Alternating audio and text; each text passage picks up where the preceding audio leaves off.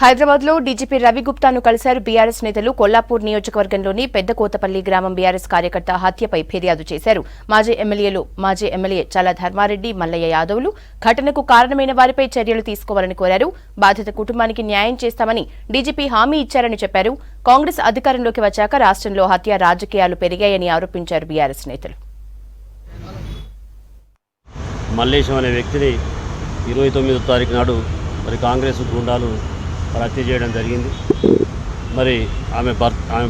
ఆయన భార్య నిర్మల ఈరోజు డీజీపీ గారి దగ్గరికి వచ్చి కంప్లైంట్ చేయడం జరిగింది.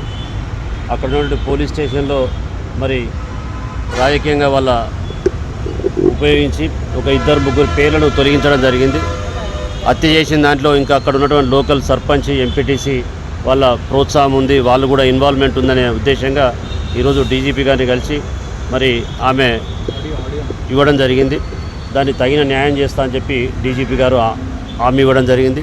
రాష్ట్రంలో కాంగ్రెస్ అధికారంలోకి వచ్చి ఇంకా 100 రోజులు కూడా పూర్తి కాలే. వాళ్ళ ఇచ్చిన హామీలు మాత్రం నెరవేరట్లే. కానీ ఎక్కడ చూసినా గ్రామాలలో ఒక యుద్ధ వాతావరణాన్ని సృష్టించి బీఆర్ఎస్ కార్యకర్తల మీద ఈరోజు దాడులు మొదలుపెట్టారు. ఇంట్ల మీద దాడులు కానీ, ఆస్తులు ధ్వంసం చేయటం కానీ, అదే రకంగా ఈరోజు నాగర్ కర్నూలు జిల్లా కొల్లాపూర్ నియోజకవర్గంలో ఒక యువకుడి మీద దాడి చేసి హత్య చేస్తే కూడా ఇవాళ నిందితుల్ని పట్టుకోకుండా ప్రభుత్వం నిర్లక్ష్యం వహిస్తూ ఉంది. దానికి సూత్రధారులైన వాళ్ళని పక్కకు తప్పించే ప్రయత్నంలో ఈరోజు యంత్రాంగం పనిచేస్తూ ఉంది, అధికార యంత్రాంగం. గండ్రాపల్లి విలేజ్.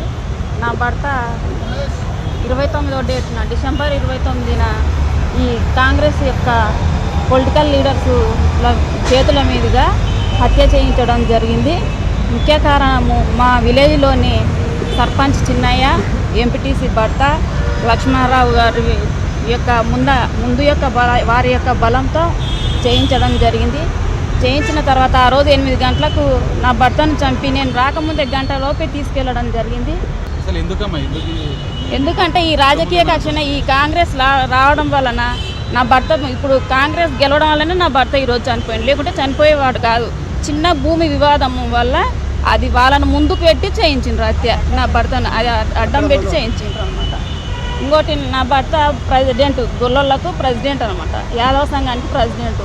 అందులో కాంగ్రెస్ లీడర్లు ఏమన్నారంటే ధర్నా చేద్దాము, ఈ గొర్రెల గురించి ధర్నా చేద్దాం, రా 50 మందిని తీసుకొని రా అని అడిగింది సర్పంచ్. అంటే నేను రానని ఎలాంటి రెస్పాన్సిబిలిటీ లేదు.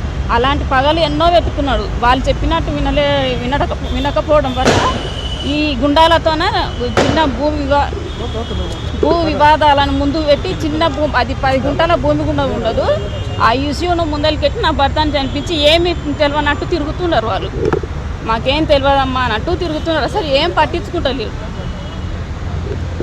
స్టేషన్ల చుట్టూ తిరిగినా ఏం పట్టించుకుంటారో, ఎక్కడ పోయినా ఏం పట్టించుకుంటలేరు. ఇంకా అంతే అమ్మా, తీసుకుపోయి దానం చేసుకోపోని అన్నారు. 2 నైట్లు, ఒక రోజు నైట్ మొత్తం స్టేషన్ ముందు ఉన్నాం, ఒకరోజు హాస్పిటల్ చుట్టూ తిరిగినాం.